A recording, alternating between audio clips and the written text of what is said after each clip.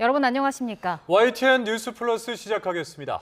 투표용지 부족 사태를 수사하는 경찰이 중앙선거관리위원회를 비롯한 7곳에 대해 동시다발적인 압수수색을 진행하고 있습니다. 이번 강제 수사에는 경찰 100여 명과 검경합수본 소속 10여 명이 투입됐습니다.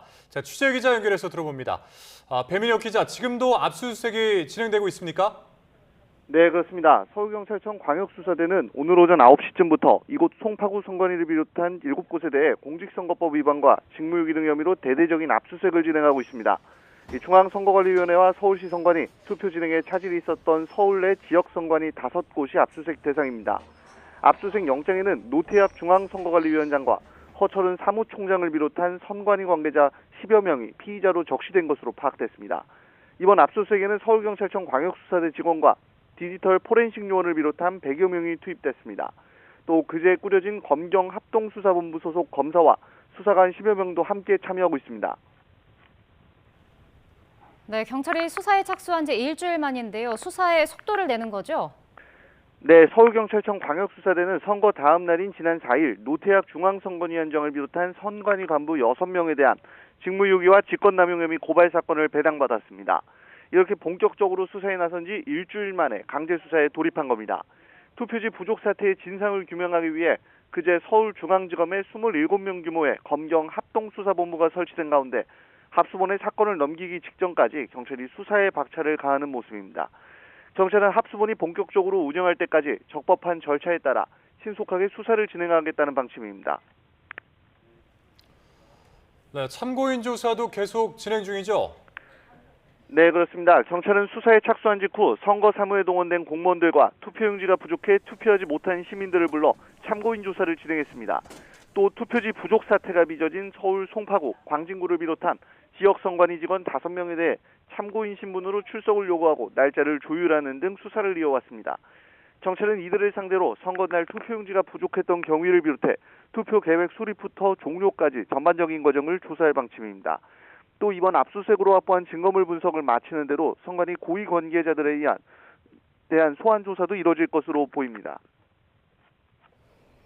네, 검경합동수사본부도 꾸려졌는데 수사 진행 상황 어떻습니까? 네, 합수본은 앞서 고발된 직무유기와 공직선거법 위반 혐의를 중심으로 초기 수사를 진행할 계획입니다. 구체적으로는 투표용지를 인쇄하고 배분하는 과정에서 어떤 결정들이 내려졌는지와 선거 당일 현장의 대응을 중점적으로 살펴볼 계획입니다. 합수본은 또 이번 압수수색 과정에서도 경찰과 긴밀하게 조율했다고 밝혔습니다. 합수본이 출범하기 전부터 서울중앙지검 공공수사 2부가 범죄 사실의 구성과 압수 장소나 물건을 선정하는 데 적극적으로 의견을 냈다는 설명입니다. 오늘 압수수색을 통해 투표지 부족 사태의 의문을 풀 자료들이 확보될지에 관심입니다. 지금까지 사회부에서 YTN 배민혁입니다. 전해드린 것처럼 중앙선관위에 대한 압수수색이 종일 이어지고 있습니다. 이런 가운데 선관위 진상규명위원회는 2차 회의를 열고 이 투표용지 사태에 대한 본격적인 사실관계 파악에 나섰습니다. 현장에 나가 있는 취재기자 연결해 보겠습니다. 권준수 기자. 네, 경기도 과천에 있는 중앙선관위입니다. 네, 지금 분위기 어떻습니까? 네, 오늘 오전부터 시작된 중앙선관위에 대한 압수수색이 8시간 넘게 이어지고 있습니다. 강제 수사로 과천청사 내부가 종일 어수선한 가운데 선관위 진상규명위원회는 오후 4시부터 두 번째 회의에 돌입했습니다. 어제 출범한 진상규명위는 중앙선관위 지휘부가 선거 기간 어떤 보고를 받고 무슨 지시를 내렸는지 본격적인 자료 검토에 착수했는데요. 위원회 활동 기간이 열흘에 불과한 만큼 매일 회의를 열어 속도전에 들어간다는 방침입니다. 구체적으로는 6.3 지방선거 당시 선관위 회의록과 투표 당일 시간대별 대응, 그리고 투표용지 수급관리 전반을 집중 점검할 예정입니다. 앞서 조현욱 진상규명위원장은 YTN과의 통화에서 국민적 의혹이 큰 사안인 만큼 회의 내용을 투명하게 공개하는 방안을 검토 중이라 밝혔는데 오늘 2차 회의가 끝난 뒤 현장에서 브리핑을 열기로 했습니다. 네, 이런 가운데 투표용지 부족 사태를 빚었던 서울 8개 자치구의 선관위에서 석연치 않은 결정 과정도 드러났다고요? 그렇습니다. 선거를 한 달 앞두고 대면 회의도 없이 서면 의결만으로 투표용지 인쇄 물량을 축소한 사실이 확인됐습니다. 특히 가장 큰 혼란을 빚었던 송파구의 경우 인쇄 물량을 예상 선거인 수의 절반 수준으로 대폭 깎은 것으로 파악됐는데요. 논란이 커지면서 위철환 중앙선관위원장 직무대행은 오늘 입장문을 내고 해명에 나섰습니다. 위 직무대행은 송파구 전체를 보면 오히려 투표용지가 4만 장 넘게 남았다며 분배에 실패한 것이 뼈아픈 실수라고 밝혔습니다. 본투표 인쇄 물량을 50%로 줄인 것에 대해서도 사전투표율을 합치면 전체 인쇄 비율은 73%가 넘어 실제 송파구 투표율인 65.8%보다 넉넉했다고 설명했습니다. 투표용지가 절대적으로 부족했던 게 아니라 수요 예측과 현장 분배가 잘못됐다는 건데요. 국민의 참정권이 훼손된 점에 대해서는 거듭 사과했습니다. 지금까지 YTN 권준수입니다. 투표용지 부족 사태에 이어 개표 결과가 잘못 입력된 사례까지 나왔습니다. 네, 유권자 1,100여 명의 투표가 사실상 무효 처리된 건데 전북 선관위가 뒤늦게 이 득표수 정정 절차에 나섰습니다. 김민성 기자입니다. 김상곤 전북자치도 선거관리위원장이 무거운 표정으로 회의실로 들어섭니다. 전북교육감 선거에서 누락된 일부 투표소 개표 결과를 뒤늦게 바로잡기 위해서입니다. 지금 회의를 앞뒀으니까 회의를 마치고서 공식적으로 말씀드려야지 회의 전에 개인적인 의견을 말씀드리는 것은 적절치 않은 것 같아요. 이번 사태는 전주시 완산구 중화산 1동 1투표소의 개표 결과가 3투표소 결과로 잘못 입력되면서 시작됐습니다. 투표소 관계자가 투표록 속지의 제목을 잘못 적었는데 이 오류를 걸러내지 못한 채 개표를 그대로 진행한 겁니다. 결과적으로 3투표소 유권자 994명의 표는 중복 반영됐고 1투표소 유권자 1,104명의 민의는 통째로 사라질 뻔했습니다. 예, 잘못했습니다. 예, 죄송하게 생각합니다. 예. 전주 완산구 선관위는 개표 마무리 작업이 한창이던 지난 4일 새벽 이미 이런 잘못을 인지했습니다. 수정 작업에 나섰지만 전북교육감 선거 결과만큼은 끝내 바로잡지 못했습니다. 전북자치도 선관위가 완산구 선관위로부터 최종 보고를 받은 건 선거 이튿날인 지난 5일. 그런데 선관위는 이 사실을 사흘 뒤인 지난 9일에야 전주지방법원장인 김상곤 위원장에게 보고했습니다. 또 이 같은 사실이 외부로 알려지기 전까지 잘못된 결과를 수정하지도 후보자들에게 문제를 알리지도 않았습니다. 선관위는 집계 오류로 뒤집힌 득표수는 19표로 이를 정정하더라도 당선인 결정에 영향을 미치는 것은 아니라고 해명했습니다. 투표지 부족에 이어 개표 입력 오류와 보고 지연까지 선거 관리와 사태 수습의 기본조차 흔들리는 상황에서 이대로 제 역할을 감당할 수 있겠느냐는 비판이 더 커지고 있습니다. YTN 김민성입니다. 투표용지 부족 사태를 규탄하는 시위가 일주일째 이어지는 가운데 시위대 일부가 경찰을 모욕하거나 조롱하는 일이 발생하자 경찰이 검거를 포함한 적극 대응 지시를 내렸습니다. 잠실개표소 시위 현장 관리를 맡고 있는 송파경찰서장은 오늘 일선에 경찰 모욕 행위가 계속되면 법적 책임을 물을 수 있음을 경고하라고 지시했습니다. 이어 마스크나 선글라스를 착용한 경찰에게 시비를 걸거나 모욕적인 언행을 하는 경우 정당한 공무집행이라는 점을 설명하고 알리라고 덧붙였습니다. 김민석 국무총리가 투표용지 부족 사태로 인한 참정권 침해 후속 대책을 논의하기 위해서 범부처 관계장관 회의를 소집했습니다. 김 총리는 오늘 저녁 정부 세종청사에서 회의를 주재하고 국민 참정권 침해 사태에 따른 부처별 대응 상황을 점검합니다. 회의에는 행정안전부와 법무부, 문화체육관광부 관계자 등이 참석할 예정입니다. 국회 투표용지 부족 사태 규명을 위한 국정조사 요구서가 보고됐습니다. 여야는 이구동성, 빠른 협상을 약속하고 있지만 후반기 원구성 등 녹록지 않은 과제들이 줄줄이 남아있는 건 변수입니다. 김철희 기자입니다. 민주당과 국민의힘 의원 전원 명의로 각각 제출된 투표용지 부족 사태 국정조사 요구서가 사흘 만에 나란히 국회 본회의에 보고됐습니다. 각 교섭단체 대표위원들께서는 진상규명 및 국민 참정권 침해 사태가 회복될 수 있도록 적극 협의해 주시기 바랍니다.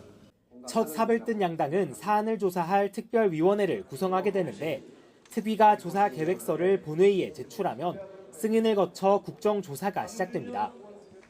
양당은 이구동성 투표용지 부족으로 참정권이 침해됐다. 진상을 밝혀야 한다고 강조하지만 곳곳에서 다른 점이 눈에 띕니다. 민주당은 투표용지 수량 산정 오류와 현장 대응 부실 등 절차 문제에 초점을 맞춘 반면 국민의힘은 경찰 폭력 진압 의혹이나 방송사 출구조사 발표 경위 등 좀 더 폭넓은 의제를 담았습니다.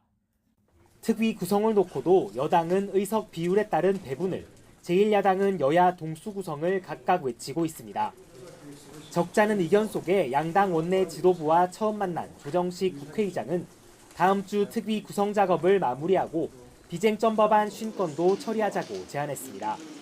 다음 주에는 본회의 일정을 잡아서 국정조사 관련한 특위도 구성하고 그리고 국조계획서를 좀 협의해야 될 것 아니겠느냐.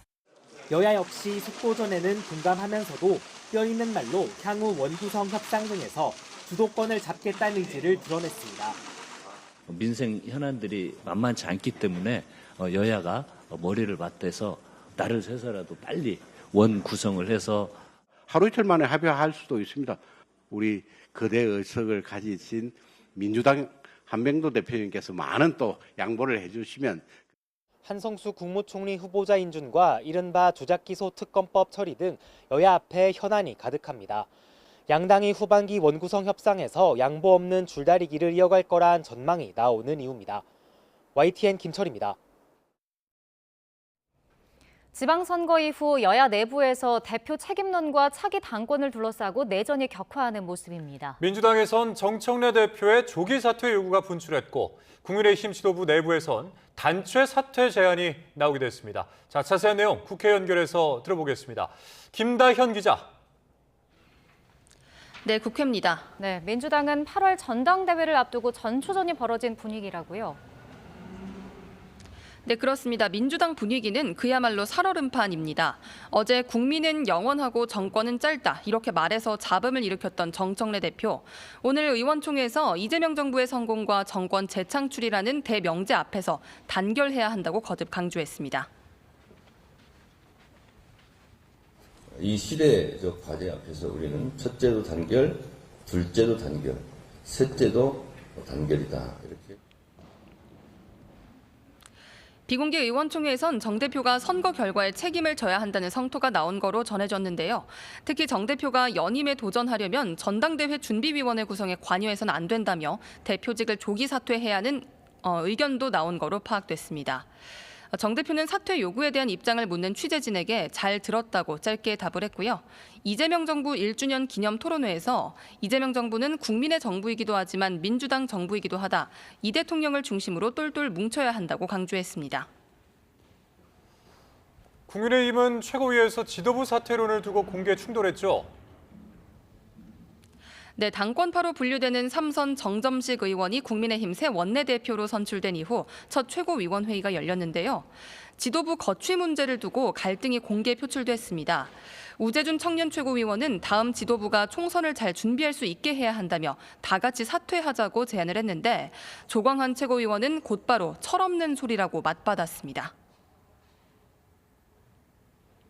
때문에 저는 우리 지도부에 정식으로 제안합니다.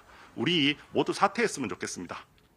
철없는 소리를 공개적으로 하는 것은 정치적으로 굉장히 미숙한 것 같습니다. 장동혁 대표는 당을 위한 최선의 결정을 언제든 할 준비가 됐다면서도 지도부 선택을 요구하려면 110명 의원이 투표용지 부족 사태를 어떻게 해결할지 답을 먼저 줘야 한다고 강조했습니다.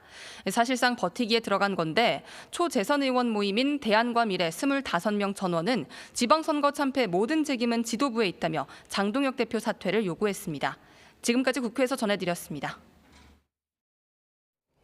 무소속 한동훈 의원이 국민의힘 장동혁 대표는 보수 재건의 걸림돌이라며 이제 물러날 때를 알아야 한다고 직격했습니다. 한 의원은 오늘 국회에서 기자들과 만나 대한민국의 많은 시민이 그렇게 생각하고 있다고 주장했습니다.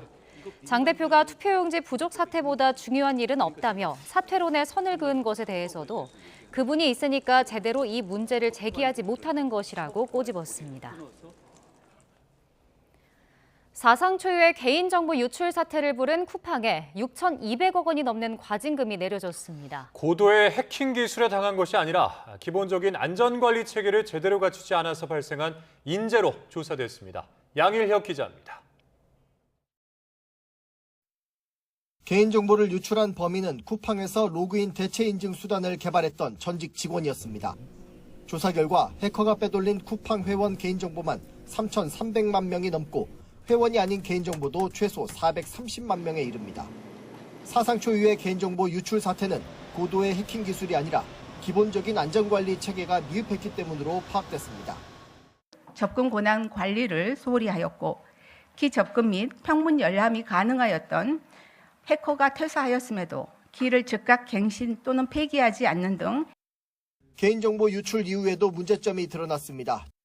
조사 과정에서 쿠팡이 배송지 관리 페이지를 통해 16만 명 회원 개인정보가 추가 유출된 사실을 인지했음에도 법에서 정한 72시간 이내 통지를 지키지 않았고 자체 조사 과정에서 개인정보 보호 책임자를 배제하고 해커 진술에만 의존한 조사 결과를 공개해 사회적 혼란을 일으킨 것으로 조사됐습니다. 탈퇴 회원이 등록했던 일부 배송지 정보와 계좌번호 등에 대해 보유기관이 경고하였음에도 파기하지 않은 사실도 확인하였습니다. 쿠팡 이용자 1,100만 명의 온라인 활동 기록을 무단으로 수집 저장한 사실도 확인됐습니다. 개인정보보호위원회는 전체 회의에서 쿠팡의 과징금 6,246억여 원과 과태료 1,600여만 원을 부과하기로 의결했습니다. 쿠팡의 3년 평균 매출액 36조 원을 기준으로 유출 피해 규모 등을 고려해 산정한 결과입니다. 지난해 8월 SK텔레콤에 부과한 1,347억여 원을 훌쩍 뛰어넘는 액수로 역대 최대 규모입니다. YTN 양일혁입니다. 이렇게 쿠팡이 역대 최대 규모의 과징금을 부과받은 것은 이 사안의 중대성이 크기 때문입니다. 네, 1년치 영업이익에 해당하는 과징금을 물게 된 쿠팡. 불복 소송에 예고했습니다. 이승원 기자입니다.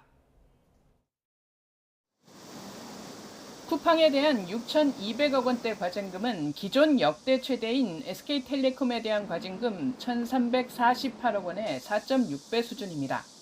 또 쿠팡 INC 기준 지난해 영업이익 6,790억 원에 육박하는 규모입니다.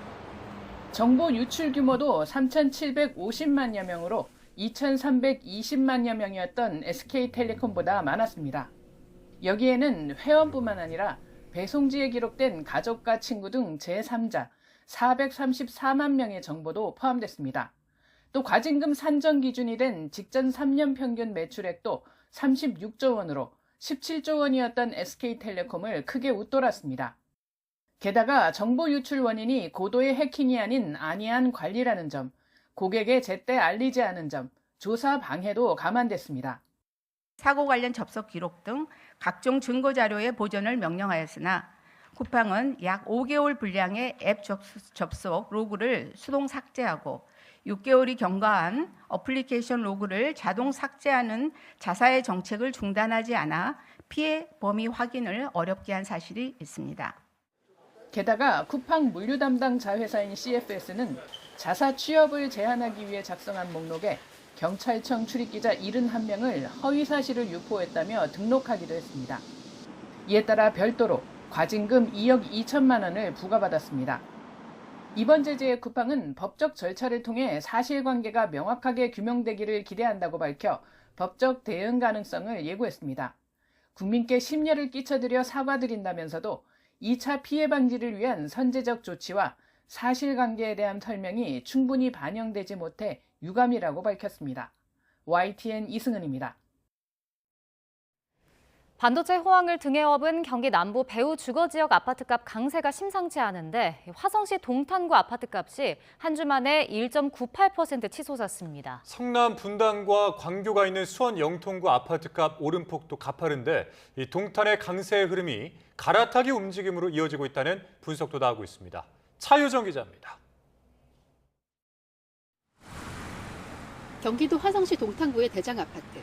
이른바 국평인 전용 84제곱미터 매매 가격이 지난달 20억 원을 돌파했습니다. 인근 아파트도 최근 전용 101제곱미터가 18억 원을 넘어서서 거래됐고 주요 대단지 아파트를 중심으로 신고가 경신 행진이 이어지고 있습니다. 랜드마크인 동탄의 롯데캐슬이 이제 선두를 달리고 있었고 거기를 가기 위해서 이제 기존의 시범 단지 사람들이 팔고 연쇄 반응으로 오르는 것 같아요. 한 곳에서 오르면 거기를 사지 못한 박탈감으로 인해서 이제 그 옆에 있는 단지를 사고. 반도체 호황과 수억대 성과급 기대감으로 뜨거운 화성 동탄구 아파트값 상승세가 심상치 않습니다. 동탄구 아파트값은 이번 주에만 2% 가까이 오르며 지난주에 3배가 넘는 오름폭을 기록했습니다. 성과급 기대감뿐 아니라 5억 원을 1%대 저리로 빌릴 수 있는 주택 사내 대출이 더해져 내 집 마련 수요가 뜨겁기 때문입니다. 비규제 지역인 만큼 향후 집값 상승을 예상하고 세를 끼고 미리 사두려는 움직임도 적지 않습니다. 상당히 많이 반영되어 있고 향후에도 더 많이 오를 거라고 생각을 해서 그런지 투자 수요가 많이 들어오고 있습니다. 동탄뿐만이 아닙니다. 반도체 벨트를 둘러싼 경기 남부 배후 주거 지역 아파트값들이 대체로 들썩입니다. 성남 분당과 수원 광교가 있는 영통 아파트값도 큰 폭으로 올랐는데 동탄의 강세 흐름이 갈아타기 움직임으로 이어지고 있다는 분석도 나옵니다. 반도체 수혜 지역인 평택 아파트값도 2년 넘게 이어진 하락세를 멈추고 상승 전환했습니다. 아파트값이 계속 오르자 동탄을 규제 지역으로 추가 지정할 수 있다는 전망도 계속 흘러나옵니다. 화성시의 행정구역 개편이 적용된 지난 2월 이후 동탄 아파트값 누적 상승률은 무려 7%가 넘습니다. 최근 석 달간 동탄의 집값 상승률이 물가 상승률의 1.3배를 초과하면서 규제 지역 지정을 위한 정량적인 요건은 대체로 충족한 셈. 여전히 국토부는 핀셋 지정을 검토하지는 않고 있다고 밝혔지만 가격 급등세가 계속되는 만큼 규제 지역 지정 가능성은 열려 있습니다. 아파트값이 계속해서 오른다면은 토지 거래 허가구역 지정 가능성이 있기 때문에 신중하는 게 좋을 것 같습니다. 전세 물건 감소로 세입자들의 불안이 커지고 있는 서울에선 전세값이 0.32% 올라 지난 2015년 전세 대란 이후 최대 상승폭을 기록했습니다. YTN 차유정입니다. 부동산 가격 상승으로 자산 불평등이 심화되는 가운데 일부 정보기술 업종에 치우친 이른바 K자 성장에 소득 불평등마저 커지면서 무주택 청년층의 설 자리가 좁아진다는 한국은행 분석이 나왔습니다. 한국은행은 보고서를 통해 최근 우리 경제가 자산 격차 심화와 소득 격차 재확대가 맞물린 복합 양극화 상황에 직면했다고 진단했습니다. 보고서는 부동산 가격 급등으로 가계, 세대 간 자산 양극화가 구조적으로 자리 잡은 가운데 최근에는 산업 간 성장 격차로 인해 완화 추세였던 소득 불평등마저 확대될 조짐이 나타나고 있다고 짚었습니다. 주식 투자 열풍에 빚을 내 투자하는 비투 규모가 늘면서 가계대출도 큰 폭으로 뛰어올랐습니다. 전체 금융권에서 9조 원 이상, 은행에서만 7조 원 가까이 늘었는데 21개월 만에 가장 큰 상승폭이었습니다. 윤태인 기자입니다. 반도체 경기 호황과 기업 실적 개선 전망 등으로 코스피가 가파른 상승세를 보이며 이른바 비투 수요가 늘어난 가운데 가계대출도 큰 폭으로 상승했습니다. 지난달 말 기준 예금은행의 가계대출은 1,181조 8천억 원으로 한 달 사이 6조 9천억 원 늘어났습니다. 지난 2024년 8월에 9조 2천억 원 이후 가장 높은 상승폭이었습니다. 제2금융권까지 포함한 수치로 봐도 높은 수치를 기록했습니다. 지난달 전체 금융권 가계대출은 9조 3천억 원 늘어 전달보다 증가폭이 확대됐고 5개월 연속 증가세를 보이고 있습니다. 대출 종류별로 보면 주택담보대출은 4조 원 늘어 전월에 5조 5천억 원보다는 증가폭이 줄었습니다. 반면 일반 신용대출과 마이너스 통장대출을 포함하는 기타 대출은 무려 5조 3천억 원 급증해 지난 2021년 7월 이후 최고 상승폭을 기록하면서 전월에 2조 원 감소하는 대조를 보였습니다. 기타 대출은 은행권에서만 3조 7천억 원 늘었는데 가정의 달 등 계절적 자금 수요에 더해 개인의 대규모 주식 투자가 맞물리면서 큰 폭으로 늘어난 것으로 풀이됩니다. 주식시장 상황에 따라서 신용대출을 중심으로 당분간 높은 변동성을 보일 것으로 예상되고 주택 관련 대출의 경우에도 다주택자 양도세 중과 유예 종료 조치 이후 수도권 주택시장이 어떻게 흘러갈지에 따라서 불확실성이 높은 만큼 가계대출이 폭증하자 금융당국도 관계기관 합동점검회의를 열고 대응에 나섰습니다. 가계부채 증가 추세가 안정화될 때까지 관리 목표를 달성하지 못한 금융사를 점검할 방침입니다. 은행권은 고액연봉자의 신규 신용대출 한도를 줄이고 중도 상환 수수료를 면제해 상환을 유도하는 등 자율관리 조치를 추진하기로 했습니다. YTN 윤태인입니다. 부산 강서구에 있는 신도시 건설 현장에서 공사 중인 교량이 무너지는 사고가 났습니다. 작업자 2명이 중경상을 입었는데 경찰이 사고 원인 조사에 나섰습니다. 차상원 기자입니다. 거대한 콘크리트 구조물들이 하천에 떨어져 있고 작업 중인 크레인은 작동을 멈췄습니다.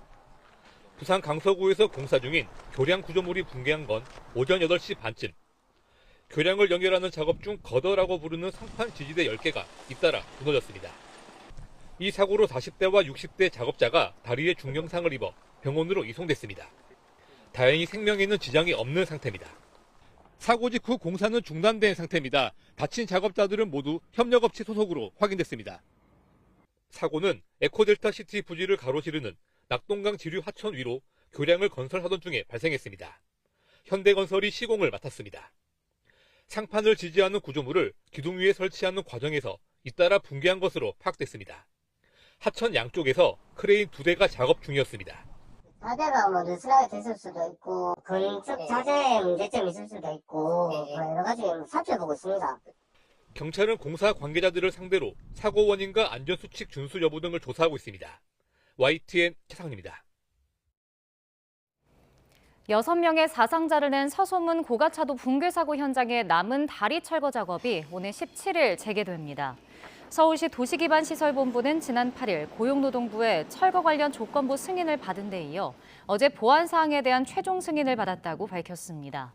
여기에 오늘 국가철도공단과 한국철도공사 승인도 받으면서 교각 철거 준비에 들어갈 수 있게 됐다고 설명했습니다. 윤석열 전 대통령의 평양 무인기 의혹, 일반 이적 등 혐의 사건 1심 선고가 내일 내려집니다. 내란 특검팀은 징역 30년의 중형을 구형한 상태입니다. 유서현 기자입니다. 윤석열 전 대통령의 평양 무인기 의혹 사건 1심 선고가 내일 내려집니다. 비상계엄 선포의 명분을 만들기 위해 재작년 10월 평양에 무인기를 투입하는 작전을 지시했다는 의혹으로 일반 이적과 직권남용 등의 혐의가 적용됐습니다. 범행에 가담한 군 수뇌부에 대한 판단도 함께 나올 예정인데 앞서 내란 특검팀은 윤 전 대통령에게 징역 30년, 김용현 전 국방부 장관에게 25년, 여인영 전 국군 방첩사령관에게 20년 등 중형을 구형했습니다. 특검팀은 앞선 결심 공판에서 국민의 생명과 안전을 책임지는 국군 통수권자와 국방부 장관이 권력을 독점할 목적으로 반국가, 반국민 범죄를 저질렀다고 질타했습니다. 또 이 범행으로 실제로 국가 안보에 대한 위해가 발생하는 등 국가의 군사적 이익이 심히 저해됐다고 강조했습니다. 반면 윤 전 대통령 측은 특검이 법리와 사실을 조작해 정치 기소했고 정당한 작전이었다며 혐의를 부인하고 있습니다. 정말 법 왜곡죄가 필요할 수도 있겠다라는 생각이 들었습니다.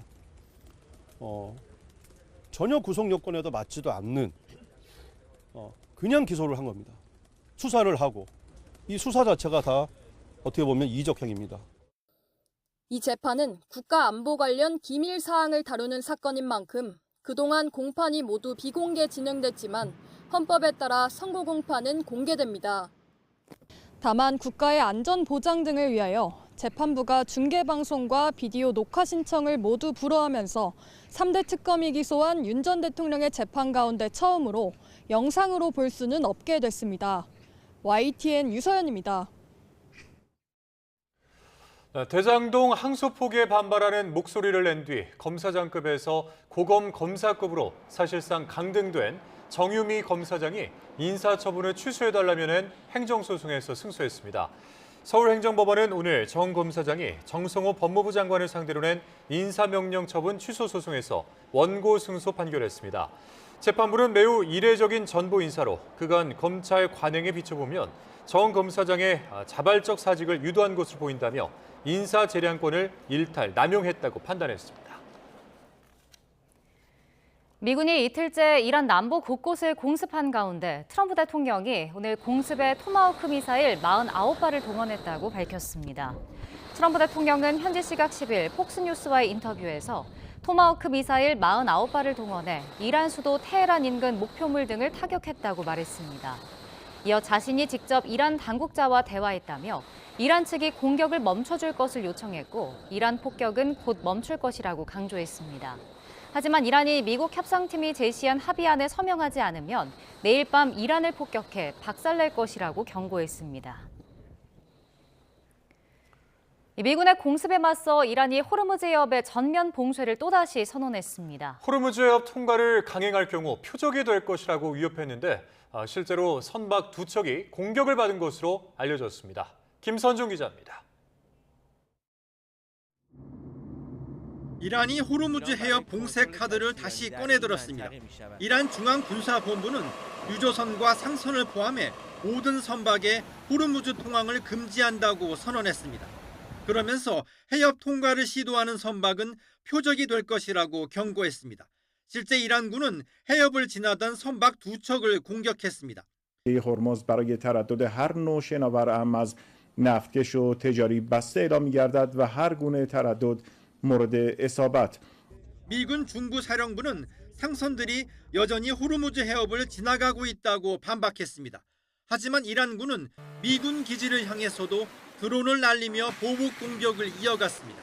이란 언론은 바레인 미 5함대 기지에 미사일 통신 안테나와 레이더 시설들을 목표로 했다고 전했습니다. 이란군은 호르무즈 인근에서 작전을 수행 중인 미 해군 군함들을 겨냥해서도 미사일과 드론을 발사했습니다. 양측의 교전이 격화하는 가운데 트럼프 대통령은 이란 당국자가 공격을 멈춰달라고 요청했다고 주장했습니다. 이에 대해 이란 언론들은 이란 당국자와 트럼프 대통령 간의 대화는 없었다며 곧바로 부인했습니다. 미국이 추가 공습 의지를 밝히고 있고 이란도 반격에 나서면서 호르무즈를 둘러싼 긴장감은 더욱 커지고 있습니다. YTN 김선중입니다. 중동 전쟁으로 고립됐던 우리 선박 한 척이 전쟁 발발 이후 두 번째로 호르무즈 해협을 빠져나왔습니다. 이 선박의 목적지가 파키스탄이라는 점이 이란의 통항 허가를 받는데 주요하게 작용한 것으로 보입니다. 홍선기 기자입니다. 현지 시간 10일 한국 국적 선박 한 척이 호르무즈 해협을 빠져나왔습니다. SK해운 소속 LNG 운반선인 이 배를 실제 운용하는 곳은 카타르 에너지로 이 회사가 선박 통항 협의를 주도한 것으로 확인됐습니다. 이번 통항과 관련해서는 타국 측의 용선사 측이 이제 주도를 했고, 그다음에 이제 해당 선박의 목적지도 우리나라가 아닌 제3국입니다. 배에 실린 LNG 최종 목적지가 파키스탄인데 용선사 측이 이 점을 활용한 것으로 보입니다. 이란 측에서 종전 협상의 중재 역할을 하고 있는 파키스탄행 화물 통항을 허락했을 것이라는 겁니다. 이 배에는 한국인도 8명이 타고 있는 것으로 알려졌습니다. 지난달 HMM 유니버설 위너호에 이어 중동 전쟁 발발 이후 두 번째 탈출이지만 호르무즈 안쪽에는 여전히 우리 선박 24척이 남아 있습니다. 100일 넘게 고립돼 있는 한국인 선원 숫자만도 130명이 넘습니다. 그러나 추가로 통항 협의가 진행되고 있는 우리 선박은 없는 것으로 전해졌습니다. 오히려 호르무즈 해협을 두고 미국과 이란의 긴장감이 다시 높아지는 상황. 우리 선박들은 남우호 피격 이후 최대한 안전한 곳에 대피해 정박 중인 것으로 알려졌습니다. YTN 홍성기입니다. 캄보디아 호텔에 콜센터를 차리고 99억 원대 주식 리딩방 사기를 벌인 조직원들이 무더기로 붙잡혔습니다. 한국인 조직원 10명이 검거됐고 9명이 구속됐습니다. 정영수 기자입니다. 증권사 비서라며 걸려온 전화입니다. 잠깐 비서인데요. 안녕하세요. 채팅방 혹시 나가셨던데 요새 많이 바쁘실까요? 채팅방 나가지는 않았는데? 보고 있는데? 알겠습니다. 채팅방을 나갔는지 확인하는 이 여성, 알고 보니 캄보디아에 거점을 둔 리딩방 사기 조직원입니다. 조직원은 자신을 증권사 비서라고 속인 뒤 AI 추천주에 돈을 넣으면 600% 수익을 보장하겠다고 투자를 유도했습니다. 지난 2024년 2월부터 2년 동안 의사 등 전문직을 포함해 59명이 99억 원을 뜯겼습니다. 무료로 그 주식 강의를 해주고, 그리고 나서 이게 신뢰가 쌓이고 나면 그때부터 본격적으로 이들이 준비해놓은 그런 허위의 주식 투자를 권유를 합니다. 사기 조직은 캄보디아에 있는 호텔 2층을 사실상 콜센터처럼 사용했고 범행은 체계적이었습니다. 중국 범행의 시나리오를 해석하는 번역가와 채팅방에 고급 식당이나 피부 관리 사진을 올리며 거짓 성공담을 늘어놓는 이른바 바람잡이도 투입됐습니다. 경찰 조사 결과 이 조직은 총책 아래 4개 팀으로 역할을 나누고 한국인을 상대로 범행하기 위해 조직원도 한국인으로 구성한 것으로 드러났습니다. 조직원 10명을 검거해 9명을 구속한 경찰은 범죄 수익금 2억 7,300만 원을 기소 전 추징 보전하고 중국인으로 추정되는 총책을 추적하고 있습니다. YTN 정영수입니다. 동남아 지역에서 마약을 신체에 숨겨 밀반 입한 이들이 경찰에 검거됐습니다. 서울 광진경찰서는 마약류 관리법 위반 혐의를 받는 브라질 국적의 40대 남성 A씨와 한국 국적 30대 여성 B씨를 검거했다고 밝혔습니다. A씨는 지난달 필로폰 1kg가량을 소량으로 나눠 진공 포장해 삼킨 뒤에 라오스와 태국 등을 거쳐 한국으로 들어와 배설하는 방법으로 마약을 밀수한 혐의를 받습니다. B씨는 지난 4월 태국에서 대마초를 다리에 붙여 국내로 반입하려던 혐의를 받습니다. 한 승마 경기에서 대리 선수를 출전시킨 사건이 뒤늦게 드러났는데 은메달리스트가 선수 등록도 안 된 사람이었습니다. 당시 지역 승마협회 관계자는 아무도 모르면 문제없다는 태도를 보였습니다. 홍성욱 기자의 단독 보도입니다.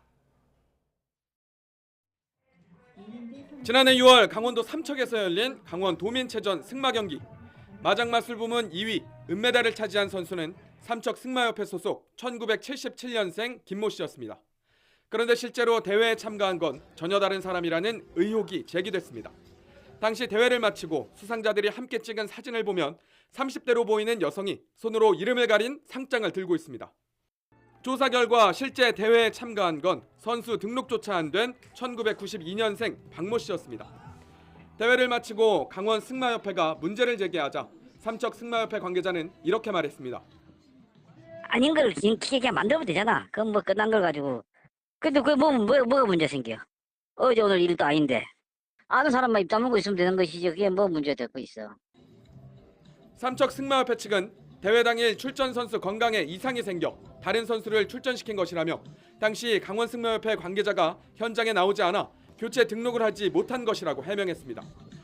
이에 대해 강원 승마협회는 선수 교체는 규정상 정해진 기간에 해야 하고 대회 당일에는 절대 불가한 일이라고 반박했습니다. 규정과 규칙을 정확하게 지켜야 되는 종목이고 경기인데 대리 선수 출전을 시켜서 출전 보조금과 성과금을 받는 자체도 잘못된 것이고. 강원 도민체전을 주관하는 강원도 체육회는 지난해 확인된 승마 경기 대리 출전 문제가 올해 도민체전을 앞두고 다시 불거진 것에 대해 유감이라며 올해 대회는 문제없이 운영하겠다고 밝혔습니다. YTN 홍서욱입니다. 이른바 윤창호법 처벌 1호 연예인인 배우 손승원 씨가 5번째 음주운전으로 1심에서 실형을 선고받고 법정 구속됐습니다. 서울 서부지방법원은 오늘 음주운전 등 혐의로 기소된 손 씨에게 징역 1년을 선고했습니다. 재판부는 손 씨가 술에 취한 상태로 운전을 하고 현행범으로 체포되자 여자친구에게 블랙박스 등 증거 은닉을 교사해 죄질이 무겁다고 밝혔습니다. 이번 방안에서 K-팝 아이돌 못지않은 인기를 누린 엔비디아 젠슨 황 최고 경영자가 어제 인기 예능까지 나와서 입담을 뽐냈습니다. 사람들이 외국인 CEO에게 열광하는 이유가 뭔지 짚어봤습니다. 김승환 기자입니다. 홍대거리 한복판에 움직일 수 없을 만큼 인파가 모여 있습니다. 아이돌 팬미팅 같은 풍경이지만 주인공은 엔비디아 CEO 젠슨 황입니다.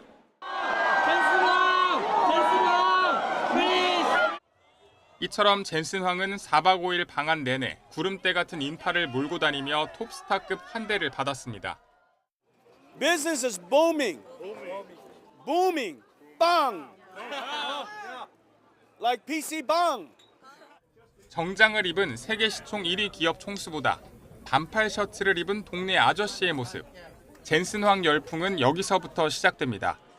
서민들이 즐겨 먹는 삼겹살과 소맥을 즐기고 밖에 있는 팬들에게 치킨을 나눠주는 팬 서비스도 마다하지 않는가 하면 야구장 관중석에서는 리듬에 몸을 맡깁니다. 외국인 CEO로는 이례적으로 국내 TV 프로에까지 출연해 남다른 예능감을 뽐냈고 다음 중 가장 친한 사람 1번 이재용 회장님, B. 정유섭 회장님, C. 최태원 회장님입니다. So easy. 한국 문화에 대한 애정도 드러냈습니다. Who doesn't love golden? 골든요. So good. 좋아요, 좋아요. I do also love 화사. 네. 한국 기업들을 중요한 동반자로 지켜 세우는 점도 낯선 글로벌 CEO가 아닌 친숙한 인물로 자리 잡은 이유로 꼽힙니다. 산업 외교와 대중 인지도 제고를 통해서 엔비디아를 각인시키고 분명하게 한국과 같이 이거를 끌고 나갈 준비가 돼 있다라는 것을 알리는. 이민자 출신 소년이 세계 최고 AI 기업을 일군 창업자가 됐다는 개천의 용 서사도 인기에 한몫했습니다. 대중은 젠슨 황을 단순한 경영자가 아니라 AI 시대를 대표하는 아이콘으로 받아들이는 겁니다. 젠슨 황을 향한 열광은 AI 시대 사람들이 어떤 미래를 꿈꾸고 어떤 인물을 동경하는지를 보여주고 있다는 분석입니다. YTN 김승환입니다. 샘 올트먼 오픈 AI 최고 경영자가 오는 14일 1박 2일 일정으로 한국을 찾아 삼성전자와 카카오, 네이버를 차례로 만납니다. 올트먼 최고 경영자는 14일 밤에 입국한 뒤 이튿날 오전 10시 경기 수원 삼성전자 디지털시티에서 완제품 부문 임직원들과 DX 인사이트 토크 행사를 진행합니다. 이와 함께 경기 성남에 있는 카카오와 네이버 사옥을 방문해 두 기업과 챗 GPT 접목 방안과 인공지능 인프라 협력 방안을 논의할 방침입니다. 5월 취업자 수가 1년 5개월 만에 감소했습니다. 유례없는 반도체 호황에도 이란 전쟁이 장기화하면서 제조업 일자리는 급감했고 청년 고용 한파도 계속됐습니다. 국가데이터처는 5월 전체 취업자는 2,912만 명으로 1년 전 같은 달보다 4만 명이 줄었다고 발표했습니다. 취업자 수가 감소한 것은 비상계엄 여파로 내수 심리가 냉각되고 연말 정부 일자리 사업 종료 영향을 받았던 2024년 12월 5만 2천 명 줄어든 이후 17개월 만입니다.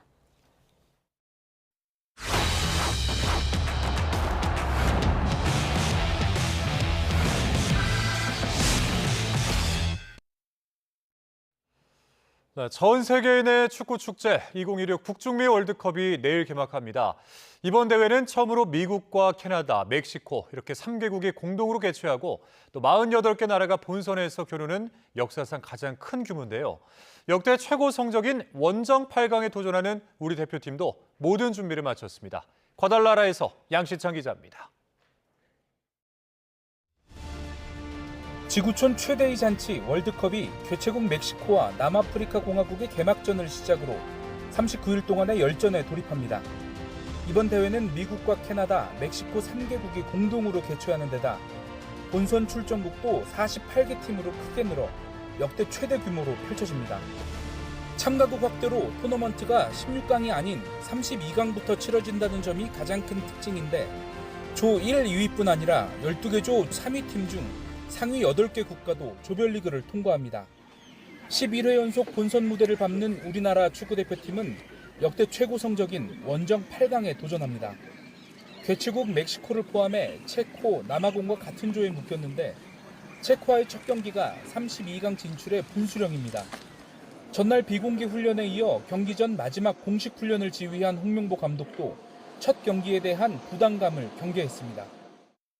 개막 날 경기하는 거는 처음인 것 같은데 세계의 어떤 이목도 굉장히 많이 주시될 거고 그런 데서 우리 선수들이 조금 더 편안하게 경기에 임했으면 좋겠습니다. 이번 대회에서 월드컵 본선 무대와 A매치 최다골에 도전하는 주장 손흥민의 발끝에도 시선이 모입니다. 월드컵이라는 축제라는 이제 축구의 어떻게 보면 하나의 꽃이 이제 펼쳐지는구나라고 생각이 드는 것 같아요. 그래서 상당히 기대가 되고 많이 설레이고 잘 하고 싶고. 수비수 김태현이 발목을 다쳐 조별리그에 나서지 못하게 된 악재 속에도 우리 선수들은 활기찬 분위기 속에 마지막 공식 훈련을 소화했습니다. 역대 월드컵에서 조별리그 첫 경기를 지고 토너먼트에 진출했던 적이 한 번도 없었던 만큼 체코전 필승의 각오를 다졌습니다. 홍명보 호가 조별리그 첫 경기에 부담감을 이기고 체코전을 승리로 이끌지 축구 팬들의 눈과 귀가 이곳 과달라하라 경기장에 쏠려 있습니다. 과달라하라에서 YTN 양시창입니다. 내일부터 서울 광화문 광장 등 시내 곳곳에서 2016 북중미 월드컵 거리 응원전이 열립니다. 서울시는 응원전 참가 시민들이 모이는 시간과 또 출근 시간대가 겹칠 것으로 보고 출근하는 시민들은 평소보다 여유 있게 이동하고 대중교통 혼잡에 대비해달라고 당부했습니다. 또 장시간 야외에 머무르는 응원전 참가자들에게는 폭염에 대비해달라고 요청했습니다. 퇴근길 기습적인 소나기에 대비하셔야겠습니다. 밤 9시까지 중부 내륙과 경북 곳곳에 소나기가 오겠고 돌풍과 벼락, 우박이 동반되는 곳도 있겠습니다. 내일은 대체로 맑은 가운데 날이 더 더워지겠습니다. 아침에는 서울 기온이 16도로 오늘과 비슷하거나 조금 낮아 선선하겠고 한낮에는 서울 28도, 대전 29도, 대구 30도까지 오르면서 예년보다도 조금 더 높아지겠습니다. 또 전국적으로 자외선이 무척 강해지겠습니다. 북중미 월드컵 조별리그 첫 경기를 응원하러 나가신다면 강한 자외선에도 주의해 주시기 바랍니다. 강원 내륙과 산간에는 한때 요란한 소나기가 지날 전망입니다. 날씨 정보였습니다.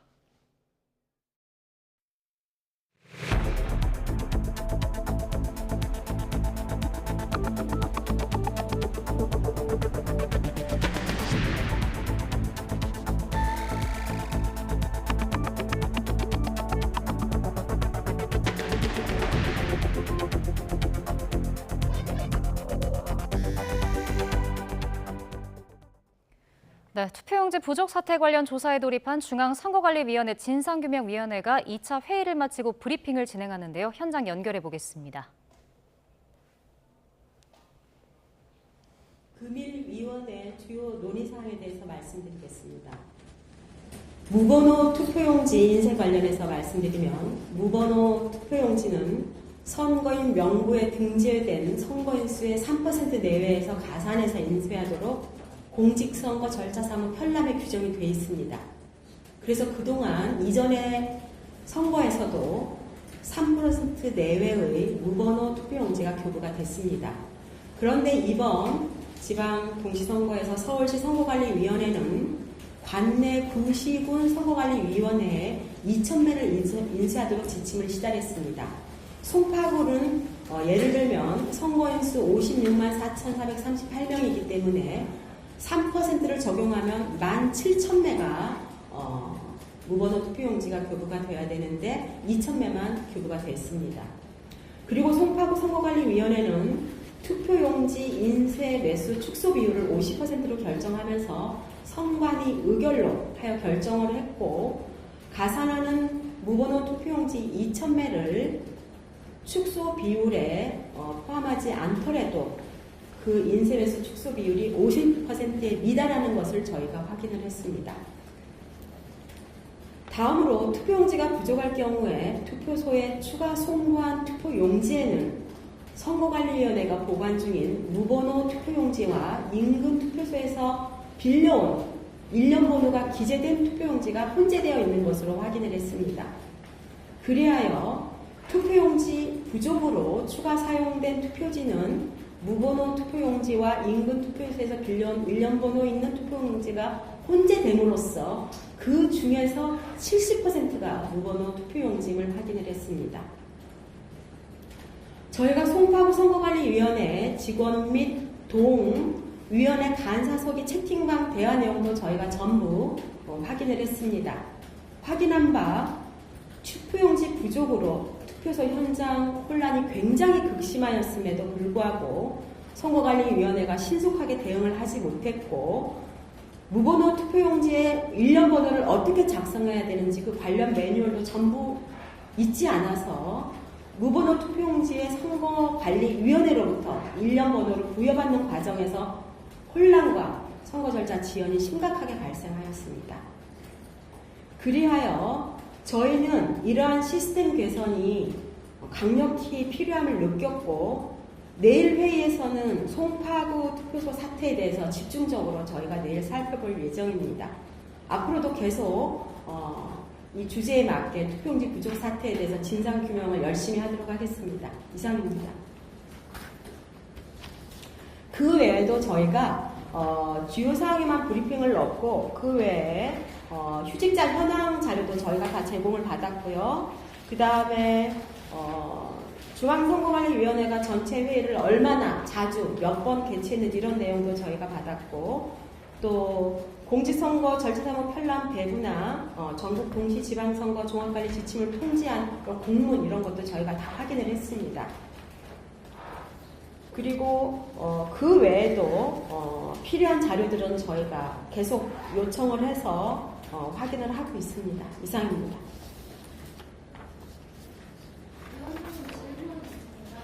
진상규명위원회 두 번째 회의가 종료됐습니다. 투표용지 부족으로 혼란이 당시에 있었지만 선관위의 대응이 미흡했다며 무번호 투표용지와 일련 번호가 기재된 용지가 혼재됐다 이렇게 지적을 했습니다. 그러면서 시스템 개선이 강력하게 필요하다고 느꼈다며 앞으로 조사를 통해 진상규명을 이어가겠다고 덧붙였습니다. 관련 내용은 저희가 정리되는 대로 더 자세히 전해드리겠습니다. 네, 경찰이 중앙선거관리위원회를 포함한 7곳에 대한 전방위적인 압수수색에 나섰습니다. 이번 강제 수사는 경찰이 수사에 착수한 지 일주일 만에 이루어졌는데 110명이 넘는 인력이 대거 투입됐습니다. 송수현 기자입니다. 경찰 수사관들이 중앙선거관리위원회 건물 안으로 들어갑니다. 투표지 부족 사태를 수사하는 경찰이 오전부터 선거관리위원회에 대한 동시다발적인 압수수색에 나섰습니다. 경기도 과천에 있는 중앙선관위와 서울시 선관위, 투표지가 부족해 투표가 멈췄던 서울 송파 서초, 강남 광진, 동작구 선관위 등 모두 7곳이 대상입니다. 압수수색 영장에는 노태학 전 중앙선거관리위원장과 허천훈 전 사무총장을 비롯한 선관위 관계자 10여 명이 공직선거법 위반 혐의 피의자로 적시된 것으로 확인됐습니다.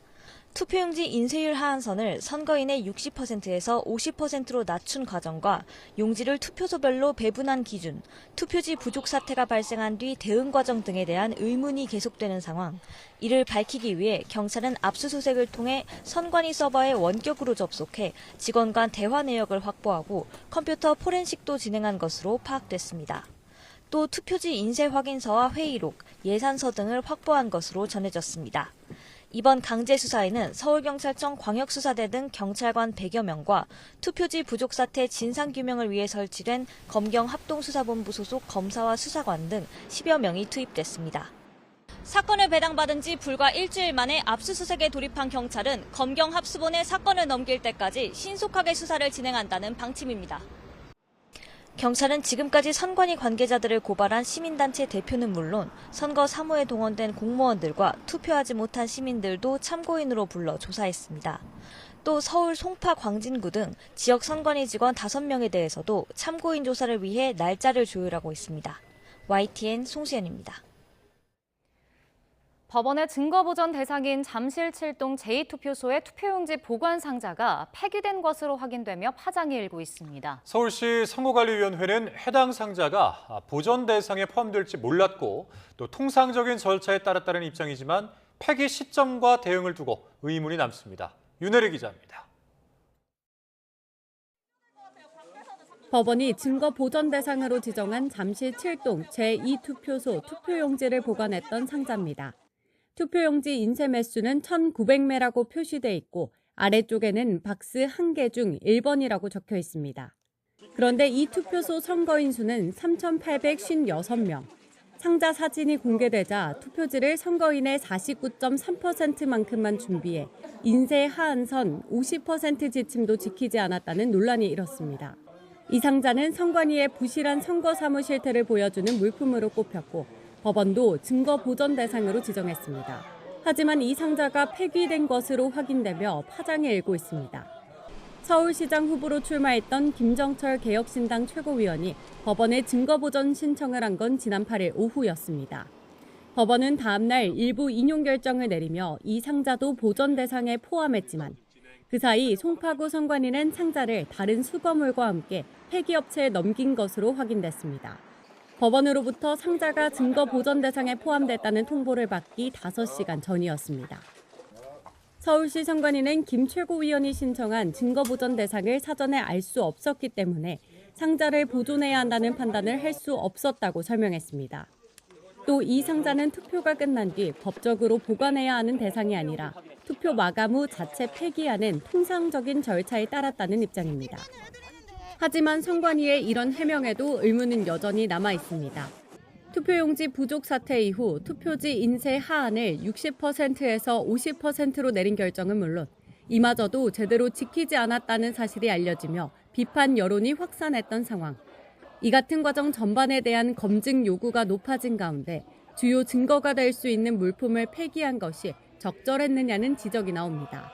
선관위는 고의로 증거를 없앨 의도는 없었다는 입장이지만 안일한 대응으로 불신을 자처했다는 비판을 피하기는 어려워 보입니다.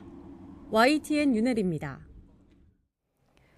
투표용지 부족 사태를 규탄하는 시위대가 꿈쩍하지 않으면서 경기장에서 업무를 봐야 하는 체육단체들은 일터를 돌려달라고 호소했습니다. 공권력을 투입하고 정부가 나서 사태를 해결하라고 촉구했습니다. 김희영 기자입니다. 시위대가 개표소로 사용된 경기장 출입을 막은 지 일주일째. 체육단체 관계자들이 사무실에 들어가게 해달라며 호소문을 발표했습니다. 우리의 일터를 돌려주십시오. 그것이 어렵다면 최소한의 업무라도 볼 수 있도록 존중하고 길을 열어주십시오. 하나, 정부와 관계기관은 지금 무엇을 하고 있습니까? 하지만 시위대의 고성으로 단체 관계자들의 목소리는 잘 들리지 않을 정도였고 일부 흥분한 시위 참가자는 경찰에 제지당하기도 했습니다.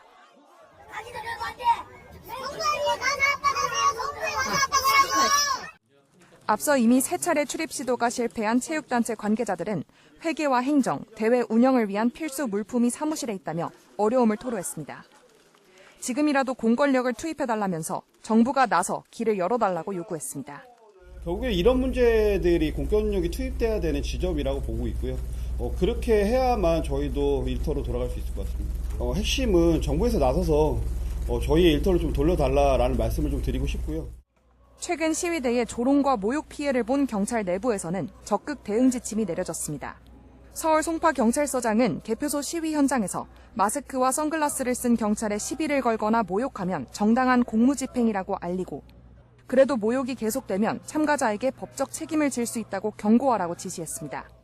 또 과격한 행동으로 폭행이 발생하면 검거하는 등 적극 대응하라고 주문했습니다. YTN 김희영입니다. 국민의힘 정점식 신임 원내대표가 청와대 홍익표 정무수석을 만나 선거관리위원회를 수사할 특검 도입을 촉구했습니다. 비공개 접견에 배석한 최수진 원내수석 대변인은 오늘 상견례가 끝난 뒤 기자들과 만나 검경 수사로는 부족하다는 정 원내대표 요구에 홍익표 수석이 여야가 합의하면 청와대는 수용하겠다는 뜻을 밝혔다고 전했습니다.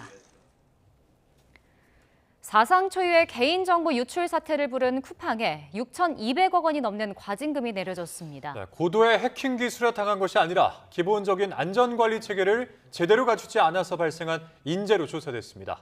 양일혁 기자입니다. 개인정보를 유출한 범인은 쿠팡에서 로그인 대체 인증 수단을 개발했던 전직 직원이었습니다. 조사 결과 해커가 빼돌린 쿠팡 회원 개인정보만 3,300만 명이 넘고 회원이 아닌 개인정보도 최소 430만 명에 이릅니다. 사상 초유의 개인정보 유출 사태는 고도의 해킹 기술이 아니라 기본적인 안전관리 체계가 미흡했기 때문으로 파악됐습니다. 접근 권한 관리를 소홀히 하였고 키 접근 및 평문 열람이 가능하였던 해커가 퇴사하였음에도 키를 즉각 갱신 또는 폐기하지 않는 등 개인정보 유출 이후에도 문제점이 드러났습니다. 조사 과정에서 쿠팡이 배송지 관리 페이지를 통해 16만 명 회원 개인정보가 추가 유출된 사실을 인지했음에도 법에서 정한 72시간 이내 통지를 지키지 않았고 자체 조사 과정에서 개인정보 보호 책임자를 배제하고 해커 진술에만 의존한 조사 결과를 공개해 사회적 혼란을 일으킨 것으로 조사됐습니다. 탈퇴 회원이 등록했던 일부 배송지 정보와 계좌번호 등에 대해 보유기관이 경고하였음에도 파기하지 않은 사실도 확인하였습니다.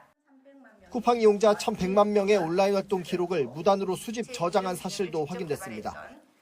개인정보보호위원회는 전체 회의에서 쿠팡의 과징금 6,246억여 원과 과태료 1,600여만 원을 부과하기로 의결했습니다.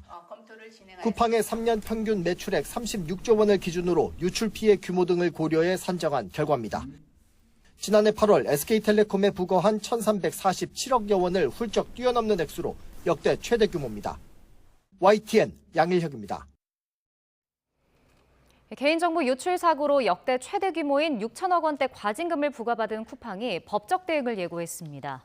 쿠팡은 먼저 개인정보 유출 사고로 고객과 국민께 심려를 끼쳐드린 점에 대해 사과드린다며 개인정보 보호 프레임워크를 더욱 강화하고 새로운 의지로 고객 신뢰를 회복하기 위해 노력하겠다고 밝혔습니다.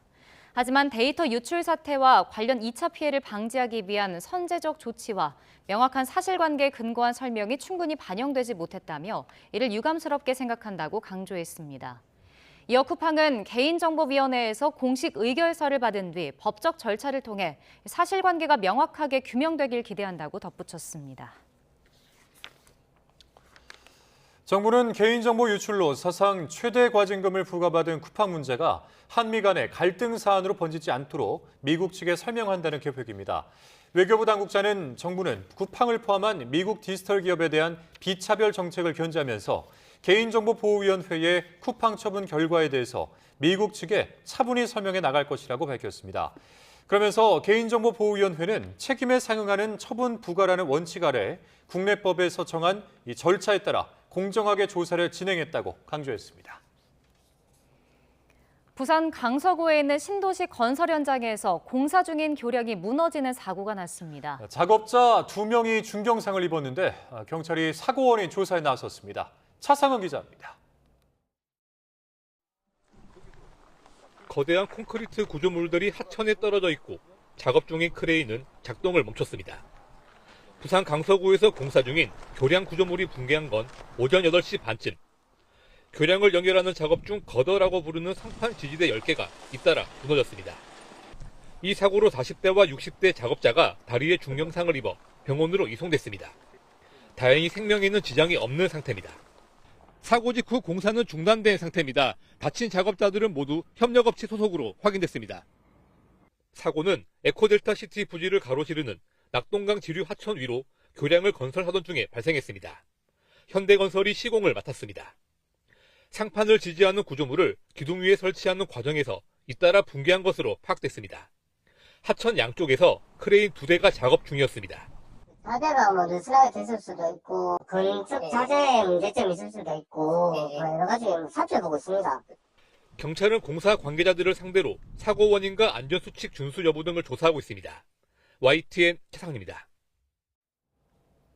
강원도의 한 요양병원에 입원해 있던 중증 환자의 코와 입 등에서 구더기로 보이는 유충과 알이 다수 발견됐습니다. 가족들은 의식 없는 환자를 제대로 돌보지 않았다며 병원 측의 관리 부실을 주장했고 보건당국은 조사에 착수했습니다. 송세혁 기자입니다. 의식 없이 병상에 누워있는 70대 환자. 지난 7일 면회 온 가족이 휴대전화 불빛으로 코안을 비추자 구더기로 보이는 유충이 꿈틀거립니다. 주변에는 수십 개의 알도 보입니다. 면봉으로 꺼낸 벌레는 길이 1cm가량.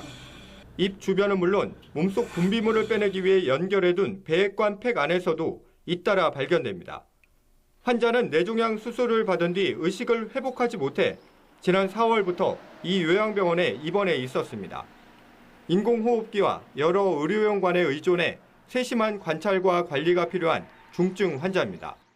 그래서 제가 이상하다 싶어서 후레쉬를 켜서 봤더니 이미 알이 진짜 수십 마리가 있고 갑자기 입에서도 막 나오고 너무 놀래갖고 말도 안 나왔어요, 저도.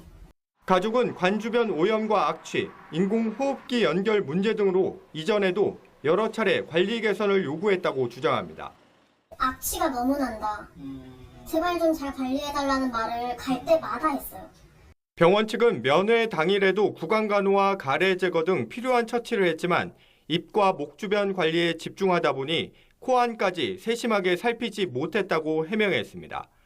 또 발생 원인은 아직 알 수 없지만 같은 일이 반복되지 않도록 관리 체계를 개선하겠다고 밝혔습니다. 전문가들은 유충 분포와 개체 수를 고려하면 환자 관리와 병원 환경 관리에 공백이 있었던 것으로 보인다고 지적합니다. 꽤 긴 시간 디텍션이 안 됐나 보네요. 환자 관리, 환경 관리 측면에서 이 병원이 뭔가 공백이 생긴 것 같습니다. 가족들은 이튿날 급히 환자를 다른 병원으로 옮겼고 검사에서 염증과 전해질 등 일부 수치에 이상이 확인돼 정밀 검사를 받고 있다고 전했습니다. 그러면서 요양병원 측의 환자 관리와 대응이 부실했다며 울분을 토했습니다. 취재가 시작되자 관할 보건소는 해당 병원의 의무 기록과 처치 상황, 위생 상태 등에 대해 조사에 나섰습니다. YTN 송세혁입니다. 대전 둔산경찰서가 전자제품 판매점 등을 돌며 상습 절도 행각을 벌인 혐의로 30대 여성 A씨를 구속 상태로 검찰에 넘겼다고 밝혔습니다. A씨는 지난달 24일부터 사흘 동안 둔산동과 복명동에 있는 매장에 들어가 노트북 3대와 의류 등 800만 원 상당을 훔친 혐의를 받고 있습니다. 경찰 조사에서 A씨는 습관적으로 물건을 훔치는 버릇이 있어 자신을 통제하기 어려웠다고 진술한 것으로 전해졌습니다.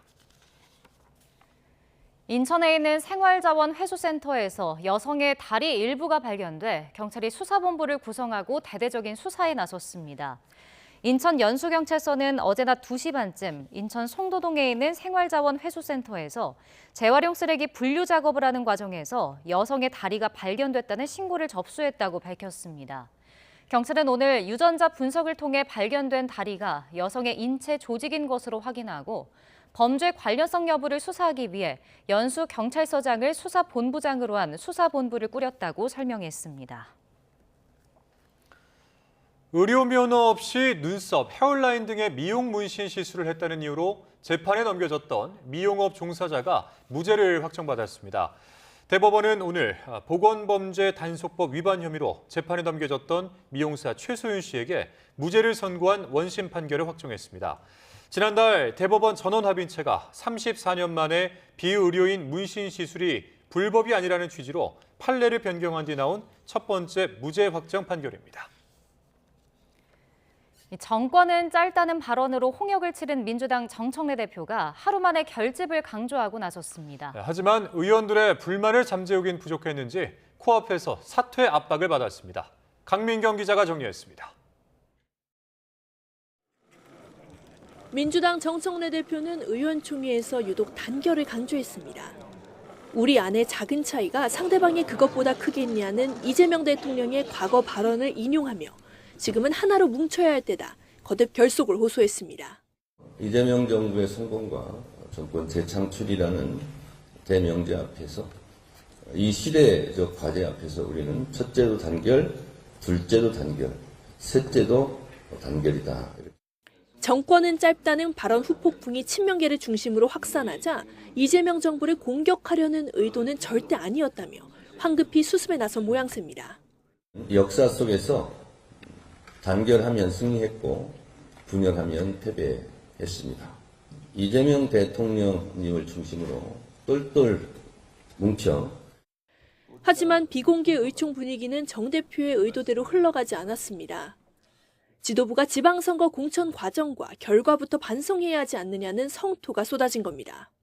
한 발 나아가 정 대표의 사퇴를 촉구하는 목소리도 나왔습니다. 연임에 도전할 거면 전당대회 60일 전, 그러니까 지금 대표직을 내려놓아야 공정한 선거를 치를 수 있다는 논리지만 선거 패배의 책임을 지라는 뜻 역시 녹아있다는 게 중론입니다. 지도부는 개별 의원의 주장일 뿐이라며 확대 해석을 경계했고 당대표님 개인의 그 정치적인 자유 의사에 따른 문제라고 봅니다. 당사자 정청래 대표는 사퇴와 연임 도전, 두 가지 모두 즉답을 피했습니다. 연임 도전을 하실 건가요? 각자 알아서 판단하세요. 정치권에서는 정 대표 연임 도전을 기정사실로 보고 있습니다. 선거 책임론에도 끄떡없는 정 대표를 향해 친명계가 전당대회 공정성이라는 새 논리를 꺼낸 셈인데 명확한 사퇴 규정이 있는 건 아니라 잡음이 계속될 가능성을 배제할 수 없습니다. YTN 강민경입니다. 국민의힘은 장동혁 대표 거취 문제를 놓고 본격적인 내전에 돌입했습니다. 지도부를 향해 당내 의원들은 물론 회의석상에서도 설전이 벌어졌는데 장 대표는 투표지 사퇴에 그럴 때가 아니라면서 거취 결단 요구를 거부했습니다. 부장원 기자입니다. 첫 지도부 회의에 참석한 정점식 원내대표는 당의 단결을 강조하며 지도부 책임론 대신 신중론에 무게를 실었습니다. 지금 우리에게는 개파를 생각할 여유도 없고 분열을 생각할 여유도 없습니다. 하지만 이런 호소가 무색하게도 같은 최고위원회 회의석상에선 곧바로 퇴진 요구가 터져나왔습니다. 친한동훈계 우재준 청년 최고위원이 선거 결과에 대한 책임을 피해선 안 된다며 지도부 총사퇴 요구로 포문을 열었습니다. 네, 저는 우리 지도부에 정식으로 제안합니다. 우리 모두 사퇴했으면 좋겠습니다. 그리고 다음 지도부를 위해서 미래를 열어줬으면 좋겠습니다. 당권파 지도부가 즉각 장 대표 엄호에 나서면서 결국 공개 회의는 고성 다툼으로 번졌습니다. 역시 철없는 소리를 공개적으로 하는 것은 정치적으로 굉장히 미숙한 것 같습니다. 아니 철없는 소리라뇨. 철없는 소리라뇨. 굳은 얼굴로 지켜보던 장 대표는 지금 투표용지 부족 사태보다 더 중요한 일은 없다며 사퇴 요구를 단칼에 거부했습니다. 그 길을 열려면 110명의 의원님들께서 이 투표용지 부족 사태를 어떻게 해결할지에 대한 답을 먼저. 그러자 이번엔 초재선 의원들 모임에서 장 대표의 사퇴를 요구하며 이를 논의하기 위한 의원총회를 열자고 나섰습니다. 저희들이 요청한 의원총회에 대해서도 이번 주 일요일까지 생각을 하고 연락 주겠다고. 무소속 한동훈 의원도 장 대표는 보수 재건의 걸림돌이라며 거들고 나섰는데 옳다구나 하고 거기에 올라타서 음모론까지 결합해서 자기 연명의 길로 쓰는 것은 시민들에 대한 도리가 아니다. 반대로 지도부 존속과 복당 문제의 핵심인 정점식 원내대표에겐 당선 축하난을 보냈습니다. 당 안팎에서 퇴진론이 분출하면서 투표용지 사태를 계기로 위기를 돌파하려는 장동혁 대표의 구상에도 제동이 걸렸습니다. 지도부 책임론을 논의하기 위한 의원총회가 분수령으로 떠오른 가운데 정점식 새 원내대표의 정치력도 시험대에 올랐습니다. YTN 부장원입니다. 반도체 호황을 등에 업은 경기 남부 배우 주거 지역 아파트값 강세가 심상치 않은데요. 화성시 동탄구 아파트값은 한 주 만에 1.98%나 치솟았습니다. 성남 분당과 관교가 있는 수원 영통구 아파트값 오름폭도 가파른데 동탄의 강세 흐름이 갈아타기 움직임으로 이어지고 있다는 분석도 나오고 있습니다. 차유정 기자입니다. 경기도 화성시 동탄구의 대장 아파트. 이른바 국평인 전용 84제곱미터 매매 가격이 지난달 20억 원을 돌파했습니다. 인근 아파트도 최근 전용 101제곱미터가 18억 원을 넘어서서 거래됐고 주요 대단지 아파트를 중심으로 신고가 경신 행진이 이어지고 있습니다. 랜드마크인 동탄의 롯데캐슬이 이제 선두를 달리고 있었고 거기를 가기 위해서 이제 기존의 시범 단지 사람들이 팔고 연쇄 반응으로 오르는 것 같아요. 한 곳에서 오르면 거기를 사지 못한 박탈감으로 인해서 이제 그 옆에 있는 단지를 사고. 반도체 호황과 수억대 성과급 기대감으로 뜨거운 화성 동탄구 아파트값 상승세가 심상치 않습니다. 동탄구 아파트값은 이번 주에만 2% 가까이 오르며 지난주에 3배가 넘는 오름폭을 기록했습니다. 성과급 기대감뿐 아니라 5억 원을 1%대 저리로 빌릴 수 있는 주택 사내 대출이 더해져 내 집 마련 수요가 뜨겁기 때문입니다. 비규제 지역인 만큼 향후 집값 상승을 예상하고 세를 끼고 미리 사두려는 움직임도 적지 않습니다. 상당히 많이 반영되어 있고 향후에도 더 많이 오를 거라고 생각을 해서 그런지 투자 수요가 많이 들어오고 있습니다. 동탄뿐만이 아닙니다. 반도체 벨트를 둘러싼 경기 남부 배후 주거 지역 아파트 값들이 대체로 들썩입니다. 성남 분당과 수원 광교가 있는 영통 아파트 값도 큰 폭으로 올랐는데 동탄의 강세 흐름이 갈아타기 움직임으로 이어지고 있다는 분석도 나옵니다. 반도체 수혜 지역인 평택 아파트 값도 2년 넘게 이어진 하락세를 멈추고 상승 전환했습니다. 아파트 값이 계속 오르자 동탄을 규제 지역으로 추가 지정할 수 있다는 전망도 계속 흘러나옵니다. 화성시의 행정구역 개편이 적용된 지난 2월 이후 동탄 아파트값 누적 상승률은 무려 7%가 넘습니다. 최근 석 달간 동탄의 집값 상승률이 물가 상승률의 1.3배를 초과하면서 규제지역 지정을 위한 정량적인 요건은 대체로 충족한 셈. 여전히 국토부는 핀셋 지정을 검토하지는 않고 있다고 밝혔지만 가격 급등세가 계속되는 만큼 규제지역 지정 가능성은 열려 있습니다. 아파트 값이 계속해서 오른다면은 토지 거래 허가구역 지정 가능성이 있기 때문에 신중하는 게 좋을 것 같습니다.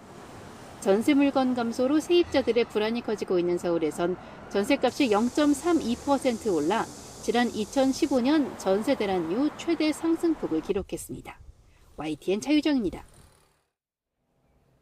부동산 가격 상승으로 자산 불평등이 심화하는 가운데 일부 정보기술 업종에 치우친 이른바 K성장에 소득 불평등마저 커지면서 무주택 청년층의 설 자리가 좁아진다는 한국은행 분석이 나왔습니다. 한국은행은 보고서를 통해 최근 우리 경제가 자산 격차 심화와 소득 격차 재확대가 맞물린 복합 양극화 상황에 직면했다고 진단했습니다. 보고서는 부동산 가격 급등으로 가계, 세대 간 자산 양극화가 구조적으로 자리 잡은 가운데 최근엔 산업 간 성장 격차로 인해 완화 추세였던 소득 불평등마저 확대될 조짐이 나타나고 있다고 짚었습니다. 코스피가 오르고 내리기를 반복한 끝에 0.4% 오른 7,763으로 장을 마쳤습니다. 오늘 코스피는 2.86% 내린 7,509로 출발해 한때 7,394까지 밀렸고 이후에도 급등락을 이어갔습니다. 대장주인 삼성전자는 1.16% 내린 29만 9천 원, SK하이닉스는 2.59% 상승한 210만 1,000원을 각각 거래를 마쳤습니다. 중동 정세 불안이 확산되고 외국인의 주식 순매도가 이어지면서 원달러 환율은 장중 1,530원대까지 올라섰고 오후 3시 30분 기준 4.7원 오른 1,528원을 기록했습니다. 미군이 이란에 대한 추가 공격에 나선 가운데 트럼프 대통령이 이란을 향해 빨리 합의에 서명하라고 촉구했습니다. 막판 종전 협상이 교착 상태에 빠지면서 이란의 태도 변화를 압박하기 위한 군사작전에 나선 것으로 풀이됩니다. 워싱턴에서 홍상희 특파원입니다. 미군이 이란 남부에서 이틀째 공습에 나섰습니다. 미 중부사령부는 이란의 지속적인 도발에 대응하기 위해 추가적인 자위적 공격을 시작했다고 밝혔습니다. 더 강한 타격을 예고한 트럼프 대통령에 이어 피트 헤그세스 미 국방장관은 이란이 핵심 시설에 폭탄이 떨어지는 걸 보게 될 거라고 말했습니다. They're going to have tap bombs dropping on key facilities in Iran from the United States of America. If we need to negotiate with bombs, we'll negotiate with bombs. And we're very good at it. 트럼프 대통령은 앞서 이란의 발전소와 교량도 무력화할 수 있다고 경고했습니다. 이란이 핵무기를 갖지 않겠다고 동의해 협상이 완전히 끝났는데도 시간을 끌고 있다며 합의문에 서명하라고 압박했습니다. We have a fully negotiated, but they're tapping, and I said, all right, let's give them a couple of more days. They're tapping because it's a meaningful paper. They know when they sign that paper, it's meaningful. 트럼프 대통령은 또 자신의 지시로 미군이 지난달부터 호르무즈 해협에서 유조선과 상선의 통항을 지원하는 비밀 작전을 진행했다고 말했습니다. 이 작전으로 200척 이상의 상선이 해협을 통과해 1억 배럴 이상의 석유가 시장에 공급됐고 결과적으로 유가 안정에 기여했다고 주장했습니다. 악시오스는 트럼프 대통령이 국가안보팀 회의를 열고 이란에 대한 추가 공격 방향을 논의했다고 보도했습니다. 막판 종전 협상이 교착 상태에 빠지면서 이란의 태도 변화를 압박하기 위해 대규모 단기 작전을 집중 검토한 것으로 전해졌습니다. 미국이 이틀째 이란에 대한 공격에 나서면서 긴장은 더 고조되고 있습니다. 헤그세스 미 국방장관은 내일도 강력한 공습이 이어질 수 있다고 경고했습니다. 워싱턴에서 YTN 홍상입니다. 이란이 이틀째 이어진 미국의 공습에 대응해 호르무즈 해협을 완전히 폐쇄해야 한다고 선언했습니다. 이란 중앙군사본부는 성명을 통해 호르무즈 해협을 폐쇄하고 유조선과 상선을 포함한 모든 선박의 통항을 금지한다며 해협 통과를 시도하는 모든 선박은 표적이 될 것이라고 경고했습니다. 하지만 미군 중부사령부는 SNS를 통해 이란의 호르무즈 전면 폐쇄 발표를 주장으로 규정한 뒤 실제로는 상선들이 여전히 호르무즈 해협을 통행 중이라고 반박했습니다. 우크라이나 전쟁이 현지 시각 11일 기준으로 개전 1569일째를 맞이하며 과거 1568일 동안 지속됐던 제1차 세계대전의 기록을 넘어섰습니다. 뉴욕타임스는 며칠 만에 우크라이나를 함락하겠다던 러시아의 호언장담과 달리 전쟁이 현대 유럽 역사상 가장 참혹한 장기 소모전으로 치닫고 있다고 지적했습니다. 현재 평화회담이 교착 상태에 빠지면서 이번 사태가 6년 동안 이어진 제2차 세계대전보다 더 길어질 수 있다는 암울한 관측도 나옵니다. 네, 윤석열 전 대통령의 평양 무인기 의혹, 일반 이적 등 혐의 사건 1심 선고가 내일 내려집니다. 내란 특검팀은 징역 30년에 중형을 구형한 상태입니다. 유서현 기자입니다. 윤석열 전 대통령의 평양 무인기 의혹 사건 1심 선고가 내일 내려집니다. 비상계엄 선포의 명분을 만들기 위해 재작년 10월 평양에 무인기를 투입하는 작전을 지시했다는 의혹으로 일반 이적과 직권남용 등의 혐의가 적용됐습니다. 범행에 가담한 군 수뇌부에 대한 판단도 함께 나올 예정인데 앞서 내란특검팀은 윤 전 대통령에게 징역 30년, 김용현 전 국방부 장관에게 25년, 여인영 전 국군 방첩사령관에게 20년 등 중형을 구형했습니다. 특검팀은 앞선 결심 공판에서 국민의 생명과 안전을 책임지는 국군 통수권자와 국방부 장관이 권력을 독점할 목적으로 반국가, 반국민 범죄를 저질렀다고 질타했습니다. 또 이 범행으로 실제로 국가 안보에 대한 위해가 발생하는 등 국가의 군사적 이익이 심히 저해됐다고 강조했습니다. 반면 윤 전 대통령 측은 특검이 법리와 사실을 조작해 정치 기소했고 정당한 작전이었다며 혐의를 부인하고 있습니다. 정말 법 왜곡죄가 필요할 수도 있겠다라는 생각이 들었습니다. 전혀 구속 요건에도 맞지도 않는 그냥 기소를 한 겁니다. 수사를 하고 이 수사 자체가 다 어떻게 보면 이적행위입니다. 이 재판은 국가 안보 관련 기밀 사항을 다루는 사건인 만큼 그동안 공판이 모두 비공개 진행됐지만 헌법에 따라 선고 공판은 공개됩니다. 다만 국가의 안전 보장 등을 위하여 재판부가 중계방송과 비디오 녹화 신청을 모두 불허하면서 3대 특검이 기소한 윤 전 대통령의 재판 가운데 처음으로 영상으로 볼 수는 없게 됐습니다. YTN 유서연입니다. 이번 북중미 월드컵 기간 역대 최대 규모인 약 500억 달러, 우리 돈 76조 원 정도가 전 세계 스포츠 도박판에 몰릴 것이라는 전망이 나왔습니다. 영국 BBC는 글로벌 투자은행 맥쿼리 보고서를 인용해서 월드컵 기간 경기당 평균 5억 달러, 우리 돈 9,640억 원 규모의 이 베팅이 이루어지면서 전체 베팅액도 500억 달러를 넘어설 것이라고 보도했습니다. 이는 2022 카타르 월드컵에서 기록한 350억 달러보다 1.4배 정도 늘어난 규모입니다.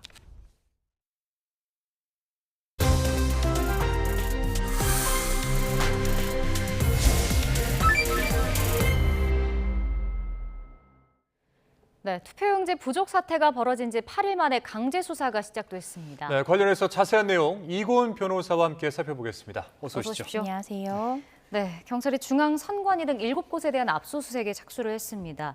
아직까지 압수수색이 좀 긴 시간 이어지고 있는 것 같은데 일단 어떤 혐의인지부터 설명을 해주시죠.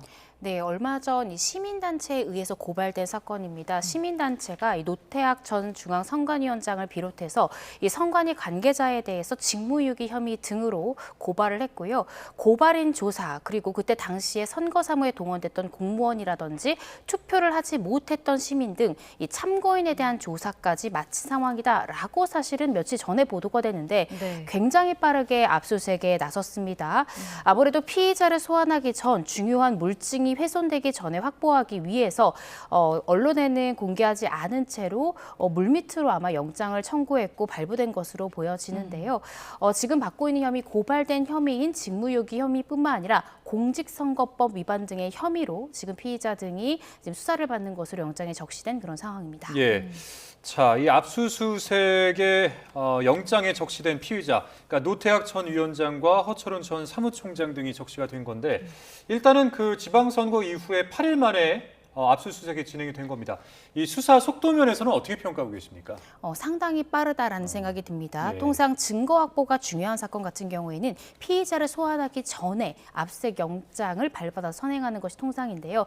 이 사건 역시나 결국 이 피의자들은 고의로 한 것이 아니다라고 혐의를 부인할 가능성이 대단히 높기 때문에 피의자를 부르기 전에 증거를 확보하고자 압수수색을 선행한 이 전형적인 공안 사건의 흐름을 보여주고 있다라고 이해하시면 될 것 같습니다. 사실 피의자들은 일관해서 혐의를 부인할 것이 예상되기 때문에요. 네. 6월 3일 지방선거 전에 어떠한 경위로 투표용지의 숫자가 50%에 미달하게 인쇄가 되었느냐, 또 이 선거 당일의 오후 2시 이후에 각 투표소에서 투표용지 부족이 예측된다라는 보고를 받고 하부에서 상부로 어떤 보고가 올라갔으며 상부가 하부에게 어떠한 지시 내용이 있었는가가 내부 메신저라든지 어떠한 보고를 기한했던 기한 문서 등이 지금 중앙선관위 등에 있는 이 PC에 남아있을 것으로 보여지고요. 통상 내부의 메신저 기록들은 지금 압수수색 대상에 선관위의 서버도 포함되어 있습니다. 서버의 대화 내역 등이 그대로 남아있을 것이기 때문에 네. 이 부분이 지어지기 전에 빠르게 확보하고자 압수수색 나선 것 같고요. 굉장히 수사의 흐름이 빠르다라는 생각이 듭니다. 네, 그러니까 결국 그 압수수색에서 선거 관련 전자 파일이나 뭐 투표용지 인쇄 계획을 포함한 계획서들을 이제 경찰이 확보한 것으로 전해지고 있는데 지금 얘기해 주신 것들과 이런 증거들이 핵심 증거물이 될 수 있는 걸까요? 네, 그렇습니다. 만약에요, 우리가 가정을 해보자면 최초에 기한했던 투표용지 관련한 문서에는 유권자 수의 60% 이상을 내가 인쇄하겠다라고 하부에 있는 직원이 기한을 올렸는데 실질적으로 그것이 60%에 미달한 부분이 인쇄가 됐다면 내부 논의 과정이 있었을 가능성을 우리가 유추해 볼 수 있습니다. 따라서 경찰 그리고 이제 합수본으로 이 사건이 이첩이 되겠지만 합수본에서 주의 깊게 볼 것은 최종적으로는 이 송파구 같은 경우에 50%에 미달하는 이 투표용지만이 지금 인계된 상황인데 해당 회의의 초반부터 그러한 50%라는 하한을 맞추기로 이야기가 됐던 것인지, 최초에 기한했을 때부터 그런 것들이 예정돼 있었던 것인지, 아니면 상부와의 논의 끝에 이것에 대한 이 변경점이 있었던 것인지 이 부분을 들여다볼 가능성이 있고요. 또 이제 오후 2시 이후에 이상하다, 이 투표용지가 부족할 것 같다라는 이 관련 공무원들의 보고를 받고 일부러 고의로 지연시킨 것은 아닌지, 어떠한 대비를 해왔었던 것인지, 이것이 고의범인지 과실범인지를 나눌 수 있는 굉장히 중요한 쟁점이 되기 때문에 이런 부분들을 실시간 이 메신저를 분석하고 기한했던 문서들을 포렌식해서 확인할 가능성이 대단히 높다는 생각이 듭니다. 자, 지금까지는 어쨌든 경찰에서 뭐 투표하지 못했던 유권자, 그리고 선거 사무에 동원됐던 공무원, 그리고 인쇄업체 관계자 등을 참고인으로 불러 조사를 했는데, 그렇다면 이제 앞으로 지금부터는 이 소환 조사 대상을 한번 유출을 해본다면 누가 될 수 있을까요? 네, 지금 피의자로 영장에 적시된 인물, 지금 노태학 전 선관위원장을 포함해서 총 10인으로 지금 특정이 됐습니다. 이 10사람에 대해서 순차 소환할 것으로 보여지는데요. 지금 합수본에서는 이 부분을 고민할 것 같습니다. 포렌식이라는 것이 단 하루 만에 나오지가 않습니다. PC 하나를 포렌식하더라도 거기에는 수백만 파일들이 나오고요. 그 수백만 파일들의 내용을 하나하나 클릭해서 확인해 봐야만 그것이 그 기한 문서인지 아닌지를 확인할 수 있는 것이거든요. 따라서 이 압수물을 포렌식하고 분석하는 데만 일주일 정도가 통상 소요가 될 것이다. 100명이 모두 투입된다 하더라도 그 정도의 시간이 소요될 것이다라고 우리가 예상해 볼 수 있습니다. 그렇다라고 한다면 수사기관에서는 일단 압수수색의 포렌식 기록을 확인하기 전에 주요 피의자를 먼저 불러서 1차 소환 조사를 마치고, 이때 그 압수수색 물품에 대해서 1차적으로 주요 피의자의 진술을 받아둔 다음에 이 부분이 압수수색 결과 맞지 않을 경우 2차 소환의 방법으로 이렇게 갈 것인가, 아니면 압수수색한 물건을 포렌식 모두 한 다음에 주요 피의자를 부를 것인가, 이 부분을 두고 고민하지 않을까 싶은데요. 조심스럽게 예측해보자면 전자의 방법을 택할 가능성이 상당히 높습니다. 예. 왜냐하면 선거소청 같은 경우에 선거일로부터 14일 이내에 제기가 돼야 되기 때문에 수사의 속도가 상당히 중요한 것이 공안 사건의 특징입니다.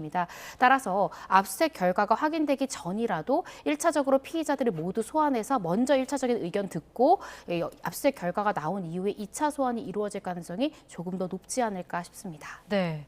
그런가 하면 이제 법원이 어제 현장 검증에 나섰지만 투표용지 상자는 없었습니다. 근데 이제 선관위가 처음에는 상자가 어디 갔는지 모른다고 했다가 뭐 폐기업체에 뭐 인계를 했다 이렇게 밝혔거든요. 이게 지금 엇박자가 나고 있는 것 같은데, 이게 증거보전 신청이 이미 된 상황이잖아요. 이게 문제가 되는 건 아닌가요? 지금 선관위의 입장에서는 증거보전 인용 결정을 통보받기 전에 통상의 방법대로 투표 용지를 보관한 보관함이기 때문에 우린 폐기업체의 통상의 절차대로 인계했을 뿐이다라고 이야기하고 있습니다.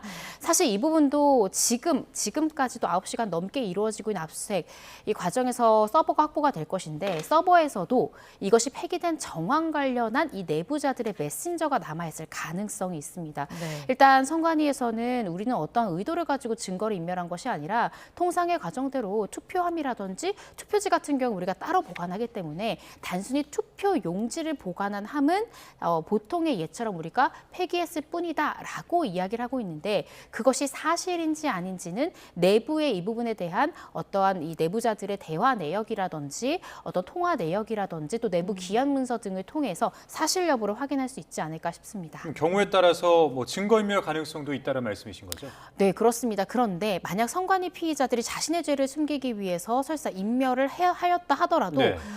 형법상 증거인멸죄가 성립할 수는 없습니다. 그 이유는 형법상 증거인멸죄는 내 사건에 내 증거를 없애는 것을 처벌하는 죄가 아니라 다른 사람의 사건에 타인의 증거를 인멸했을 때 처벌하는 것이거든요. 네. 그렇지만 이 증거인멸죄가 별도로 성립하진 않지만요. 만약 내 사건의 증거를 내가 인멸했을 때는 구속사유가 될 수 있습니다. 그래서 이런 부분들이 죄를 따로 어떤 구성하지 않는다 하더라도 혹시나 이런 부분이 발견되면 주요 피의자에 대한 신병 확보, 그러니까 구속영장 청구 가능성이 높아진다. 이렇게 보시면 될 것 같습니다. 네. 그리고 현장 검증에 동행했던 김정철 개혁신당 최고위원은 선거 소청을 제기하겠다 이렇게 예고를 했습니다. 관련 내용 들어보겠습니다. 선거의 핵심 증거가 사라졌고 그 선거를 관리한 기관조차 증거가 어디로 갔는지 몰랐으며 증거 보전 신청이 있었다는 언론 보도가 있었던 이후인 9일에 폐기물 업체를 통해 폐기되었다는 뒤늦은 해명이 있었습니다. 저는 오늘 추가적인 증거 보전 신청과 함께 다음 주 월요일 선거 소청을 제기합니다. 네, 이게 선거 소청이 뭐 선거일로부터 일정한 그 기한이 있다고 하는데 지금 서울시장 말고도 인천교육감이나 충북지사 선거에 대해서도 선거 소청이 접수됐거든요. 언제까지 돼야 되는 걸까요? 네, 선거일로부터 14일 이내에 제기가 돼야 됩니다. 그리고 이런 제기를 받았을 때 60일 이내에 선관위가 결론을 내야 되는 것이고요. 네. 그 결과에 납득할 수 없다라고 했을 때 선거 무효 소송을 제기할 수 있는 것입니다. 그래서 지금 순서대로 가고 있다라고 보시면 될 것 같고요. 이 부분에 대해서 이 소청 결과를 봐야 되겠지만 네. 선관위 스스로가 본인의 과오를 인정하기는 상당히 어렵지 않을까. 그렇다라고 한다면 결국 이 무효 소송 등의 법적 절차까지 나아갈 가능성까지도 우리가 예측해 볼 수 있을 것 같습니다. 예, 일단은 뭐 선관위 진상규명위가 오늘 2차 회의를 했었고 저희가 또 브리핑 내용을 전해드리기도 했는데 일단은 그 선관위 내부에서 뭐 사무총장과 선관위원장이 동반 사퇴를 하지 않았습니까? 그러면 이렇게 어떤 조사를 해나가는 데 있어서 이게 문제가 안 될까요? 이런 부분들이? 아무래도 조사의 동력이 좀 떨어질 수 있죠. 그리고 지금 선관위에서는 여러 가지 전산 입력의 오류의 범위가 굉장히 넓어지고 있습니다. 경기도 선관위에서도 이 전산 입력의 오류가 있었음을 인정하면서 오늘 사과를 하기도 했었는데요. 네. 이런 부분들을 볼 때 더 이상 선관위 스스로 진상규명위에서 셀프 조사, 셀프 규명의 수준으로 밝히기는 상당히 어렵다라는 생각이 들고요. 그것만으로는 부족할 것입니다. 이 특검이라든지 다양한 부분에 대해서 정치권에서 이야기하고 있는데 이러한 부분들도 중요하고요. 또 지금 이 서울중앙지검에 새롭게 차려진 이 합수본에서 여러 가지 수사들을 진행을 할 것으로 보여지는데요. 결국 형사 절차를 통해서 강제 수사 등을 동원을 해야만 국민들의 의혹을 가지는 부분들에 대해서 명명백백 밝힐 수 있는 길이지 않을까라는 생각이 듭니다. 네. 근데 이제 진상규명위원회에서 밝혀진 내용을 보면 뭐 투표용지가 부족했을 때 어떻게 대응할지에 대한 그 매뉴얼은 없었다고 하더라고요. 이게 그렇게 되면 선관위가 직무유기가 되는 걸까요? 이런 부분들에 대해서는 형법상 직무유기는 과실에 의한 직무유기는 처벌하지 않습니다. 공무원이 일부러 우리가 고의로 이렇게 부족 사태를 야기하기 위해서 매뉴얼을 마련하지 않았어야 한다. 여기까지도 사실 입증을 해야 되는 것이거든요. 네. 거기까지 입증이 되려면 오늘 지금 100명이 넘는 경찰과 지금 합수단에서 나가서 지금 하고 있는 압수수색 결과 이 서버에서 이러한 것들을 고의로 의도했다라는 대화 내역 등을 확보하지 않는 한 형법상 고의를 입증하기는 조금 어려운 부분이 있을 수 있습니다. 따라서 오늘 확보하는 증거가 상당히 중요하다라는 생각이 들고요.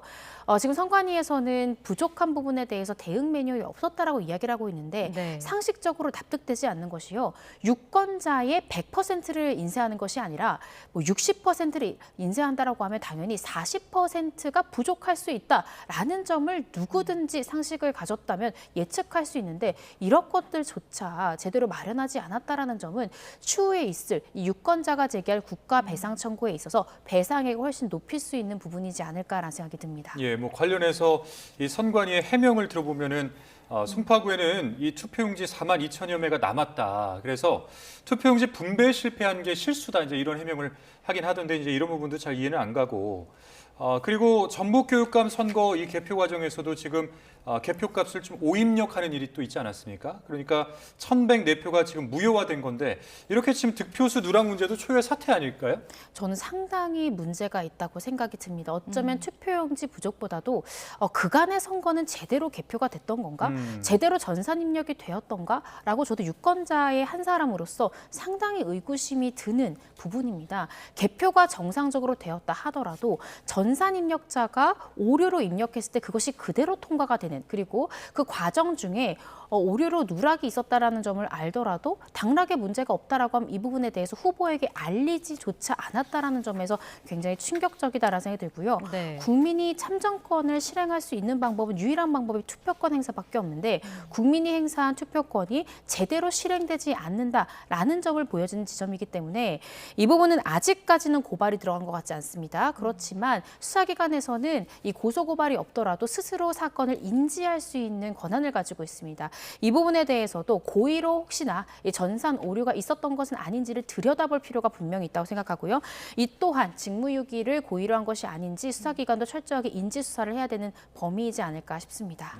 알겠습니다. 오늘 말씀 여기까지 듣겠습니다. 지금까지 이고은 변호사와 함께했습니다. 고맙습니다. 고맙습니다.